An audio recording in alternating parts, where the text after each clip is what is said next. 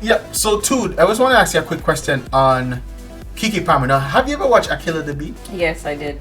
Now, she has grown up now, and now she is reportedly, pregnant for her boyfriend. I think his name is Darius. Can't remember, Darius Jackson or Walker. I can't remember.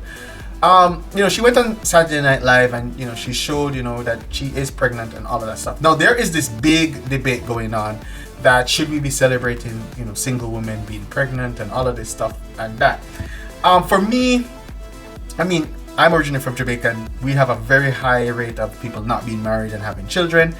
It's frowned upon, but it's something very common, and I've seen good stories of it happening. I know it's difficult to raise a child, being a single mother, and that. But she's not really a single mother. She's in a committed relationship, I think, and she's having a child here.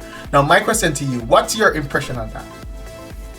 Well, I grew up in a traditional Christian home, so my belief system is that two people need to come together, be married. Then after that comes children. It doesn't always work out like that, as we have seen. And it's not, I know you mentioned that you grew up in a Jamaican household, but it's not only Jamaica, it's everywhere. It's in the US, it's in Canada, it's in all the islands in the Caribbean, it's everywhere. It's in Europe. There's a lot of single parents, and most of them are the mothers, most of them are females.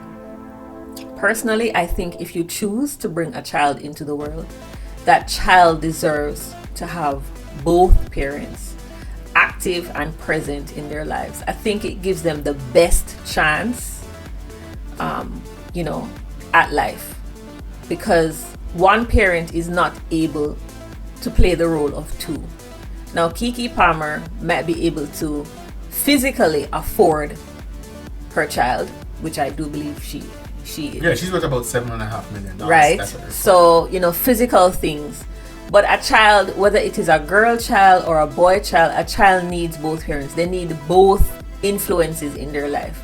A father is going to treat that child differently and teach that child different things than a mother does. Now, before I say anything else, I'm not talking about a household where the relationship between the mother and father is volatile or abusive. I am not talking about that. I'm talking about a healthy home.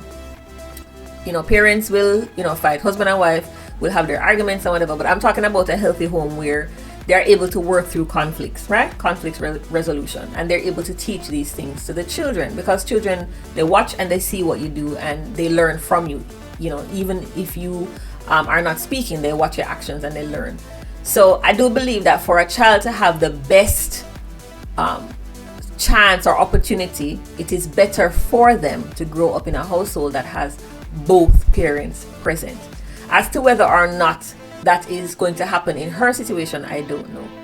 Should we celebrate with her? Of course, she's pregnant, she's expecting a child. That is a joyous occasion, so I am happy for her. Should we celebrate the fact that she is a single person, in the sense that she is not married? Like I said, I grew up in a traditional Christian household, so that's not something that I would be celebrating, but I would celebrate the fact that she is expecting, because I think having a child is a miracle in and of itself. It's the miracle of life, and that is something that should and is worth celebrating for sure. I am, very hopeful for them that they're truly in love and that they will see it necessary to stay together, or maybe make it official, sign that paper. A lot of people are together common law, but they don't formalize the union, which again, if that's what you believe and that works for you, that if that works for them, that works for them. But my concern is the child growing up in a home that is healthy, where two parents are present and active in that child's life. That, I believe, will provide the child with the best outcome. That's my view on it. So one last question on this one. As you know, that there is some income disparity normally between successful female actors and whatever and their spouses. Now, what do you think in terms of where the man is earning much less than the woman? Do you think that works? So, Keke is worth about $7.5 million. The young man, I understand, is he's an up and coming actor. He's also a physical trainer and all that. And this is not uncommon. There's a lot of successful women in Hollywood and in the music industry, and maybe they're not able to find a partner who is on equal financial footing as them, or even more. Do you think these type of relationships work well where the woman is earning a lot more than the man? Do you think so? I think we're living in the year 2022, and I think those are old mindsets. I understand what you're saying. The man traditionally earns more, and but I believe it depends on the maturity of the man, and it also depends on the relationship that the two adults have, the man and the woman. I don't think it should be an issue that she's earning more. However, again, I think it depends on the level of maturity of the man as well as the relationship that both have. Traditionally, men have earned more and the women have stayed home, and then women went out to work and they were earning less because there was unequal pay in gender and all these different things. These things are being addressed. However, she's in the entertainment industry and she earns more. He's not in the entertainment industry. That doesn't impact raising a child together or having a family together.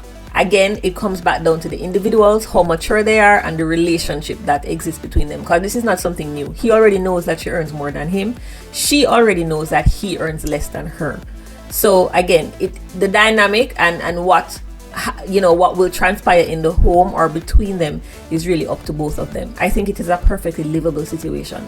People of traditional mindset might say, oh, the men should earn more. But why? Why should women limit themselves or limit their earning capabilities or potential because the man is not at that level or earning less? I think if you are able to achieve your potential, and that could, whatever that looks like, and your mate who happens to be a male is not at that level, I don't think it really matters, and I don't think it should adversely affect your relationship. But as I said, it really depends on the two individuals, the dynamics of their relationship, the relationship that they have with each other, and this includes their mindset. Can they make it work? Of course, easily. Should it be something that affects them negatively? I don't think so. But again, that is a personal matter between both. Yep. All right. So thank you, Tude.